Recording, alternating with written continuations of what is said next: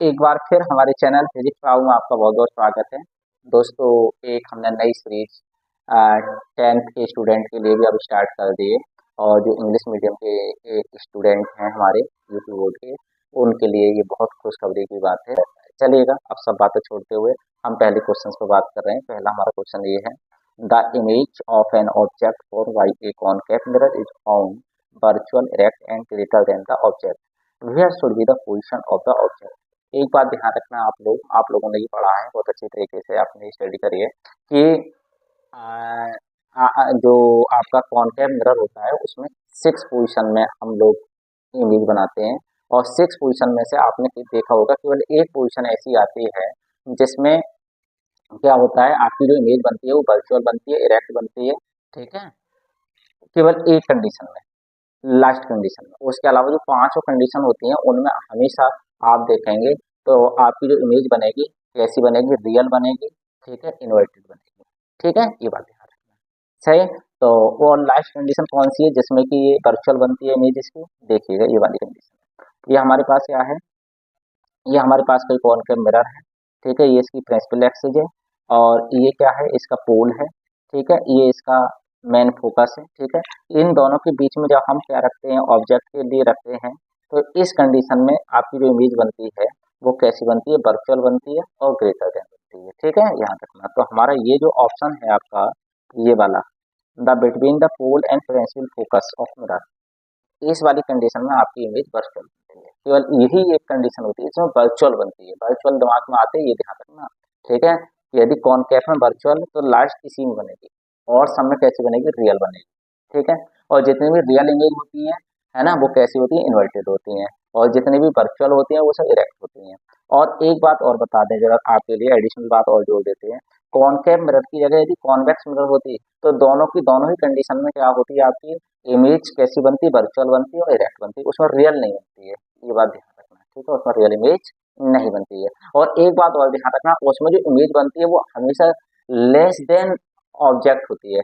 Object से हमेशा क्या होती है, लेस देन होती है, ना कि ग्रेटर देन। ये भी बात ध्यान रखना, किसमें, कॉन्वेक्स में। ठीक है, चलिए नेक्स्ट क्वेश्चन की ओर चलते हैं। नेक्स्ट क्वेश्चन आपका बहुत प्यारा है। ये कहता है the focal length of spherical mirror, कोई स्फेरिकल मिरर है, वो ये नहीं बता रहा है कि मिरर आपका कॉनकेव है या कॉन्वेक्स है, कोई स्फेरिकल मिरर है और कोई स्फेरिकल आपका लेंस है, वो ये भी नहीं बता रहा है कॉनकेव लेंस है या कॉन्वेक्स लेंस है, बस वो कह रहा है कोई है। ठीक है, हाँ। और उसकी जो फोकल लेंथ है, फोकल लेंथ आपकी कितनी है, वो -15 है। ठीक है, तो मिरर के बारे में पूछ रहा है कि कैसा होगा वो।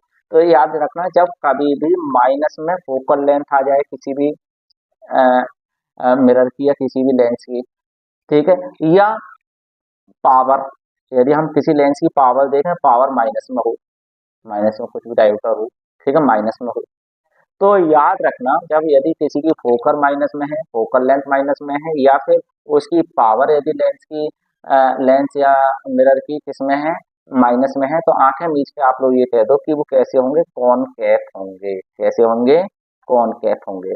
और यदि फोकल लेंथ और आपकी क्या चीज, पावर प्लस में हो, तो आप आंखें मीच के कह दो कैसे होंगे, कॉन्वेक्स होंगे। बस ये बात ध्यान रखना। ठीक है, तो इसमें सही ऑप्शन कौन सा है, कॉनकेव वाला। नेक्स्ट क्वेश्चन, नेक्स्ट क्वेश्चन है बहुत प्यारा क्वेश्चन। देखिए आप क्या कर रहे हैं, वो कह रहे हैं which of the following lens would be use like at the time of reading small letters found in a dictionary.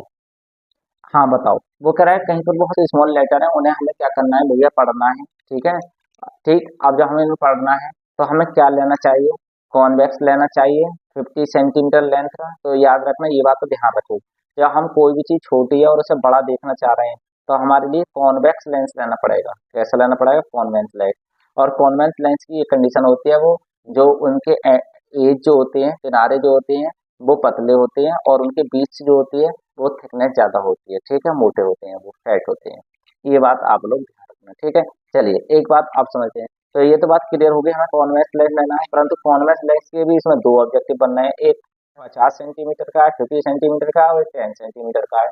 तो याद रखना, हम ऐसा लेना चाहते हैं जिसकी पावर ज्यादा हो। और पावर किसकी ज्यादा होती है, पावर उस चीज की ज्यादा, उस लेंस की ज्यादा होती है जिसकी फोकल लेंथ कम होती है। तो कम किन की है भैया, 10 सेंटीमीटर की।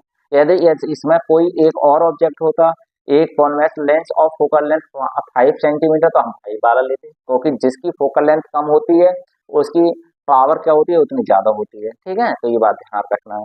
ठीक, तो हम ये वाला लेंगे, तो इसका ये वाला ऑप्शन क्या है, बिल्कुल सही है।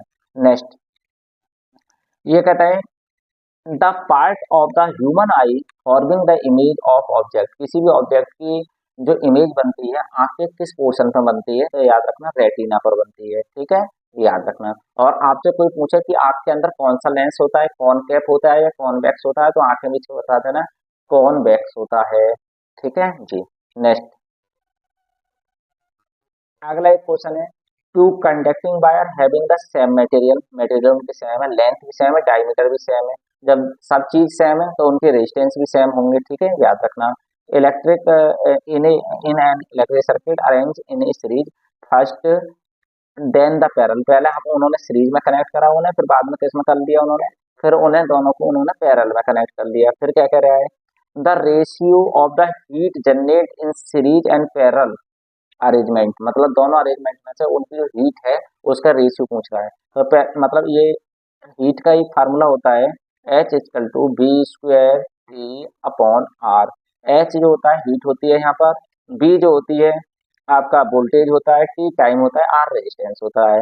तो हम यहाँ पर लिख दें HF/HP। एच एस का मतलब जब सीरीज में कनेक्ट है आपके दोनों कंडक्टर तब कितनी हीट हो रही है, एच पी का मतलब जब वो पैरेलल में कनेक्ट है तब कितनी हो रही है। तो यहाँ से देखो एच और आर में रिलेशन आ रहा है, बी और टी तो यहाँ पे सेम है, तो ये बन जाएगा आपका RP/RS। अब आपके मन में आई होगी साहब कि एस के सामने पी क्यों लिखा है, इसलिए लिखा है क्योंकि एच और आर के बीच में जो रिलेशन है वो इनवर्सली प्रोपोर्शनल का है, ना कि डायरेक्टली प्रोपोर्शनल का। ठीक है, इसलिए एच एस के सामने आर पी आएगा, एच पी के सामने आर एस आएगा। ठीक है, अब आर पी फाइंड कर लेते हैं, यहाँ पर फाइंड कर लेते हैं। आरपी, आरपी कैसे लिखा रहेंगे, 1/RP करके जोड़ते हैं, 1/R प्लस 1/R। दोनों आर आर इसलिए क्योंकि वो सेम मटेरियल के, सेम लेंथ के, सेम डायमीटर के हैं। इन्हें जब अपॉन में जब सेम चीज होती है तो ऊपर के डायरेक्ट ऐड कर लेते हैं, 2/R हो गया 1/RP। हमें वैल्यू फाइंड करनी है आरपी की, तो आरपी इक्वल टू हो गया R/2 हो गया। ठीक है, सीरीज में दोनों को ऐड करते हैं तो आर एस लिख दिया। सीरीज में क्या होता है, सीरीज में डायरेक्ट ऐड करते हैं क्योंकि रेजिस्टेंस बढ़ जाता है आपका, इंक्रीज हो जाता है, ये 2R हो गए। ठीक है, इसमें वैल्यू लगा दो, आरपी की वैल्यू कितनी है मेरे भाई, अब इसमें वैल्यू लगा दो आप। आरपी की वैल्यू है आपके पास R/2, इसकी वैल्यू कितनी है 2R। तो ये बात जानते हैं, ये मेन अपॉन का ये साइन है, ऊपर अपॉन की जो चीज होती है वो नीचे आ जाती है, तो क्या हो जाएगी R अपॉन क्या हो जाएगा 2 और 2R, आर से आर कैंसिल हो गया है नहीं, आर से आर कैंसिल, तो 1/4 आ गया। कहने मतलब ये जो आपका ऑप्शन है, this option is the correct.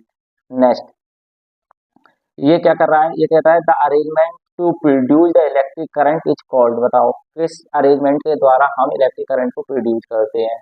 तो आप लोग याद रखना जनरेटर के द्वारा, किसके द्वारा, जनरेटर। जनरेटर क्या होता है, इलेक्ट्रिक करंट को प्रोड्यूस करता है। ठीक है, दूसरी बात ये इसमें एक ऑप्शन ये है गैल्वेनोमीटर। गैल्वेनोमीटर क्या होता है, गैल्वेनोमीटर ये होता है जो ये बताता है कि यहाँ पे करंट है या नहीं है, डिटेक्ट करता है, करंट के लिए डिटेक्ट करता है। ठीक है, और एमीटर क्या होता है, एमीटर जो होता है आपका करंट को मेजर करता है। ठीक है, और मोटर क्या होती है, मोटर तो आप लोग जानते हैं, मोटर क्या होती है, मोटर एक डिवाइस है, कैसी डिवाइस है जो इलेक्ट्रिक एनर्जी को मैकेनिकल एनर्जी में बदलती है। ठीक है जी, चलिएगा नेक्स्ट क्वेश्चन की ओर चलते हैं। इस क्वेश्चन को सही तरीके से अरेंज करने के लिए पेपर इंसर्ट कर लेते हैं। ठीक है, फाइल में नहीं चलिएगा।